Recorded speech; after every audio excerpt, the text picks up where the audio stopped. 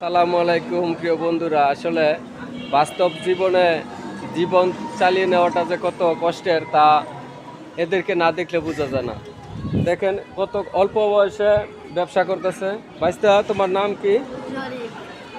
বাইস্তার নাম শরীফ। বাইস্তা, তুমি এই ব্যবসা করো, তোমার কি আর কেউ নাইগা ব্যবসা করার মতো? তুমি এত কম বয়সে ব্যবসা করো কেন? এটা 50 টিয়া। বলো, একটু বলো।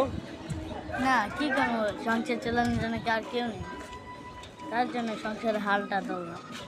দেখছেন কত সুন্দর একটা বাচ্চা, যখন তার স্কুলে পড়ার বয়স তখন সে ব্যবসা করছে।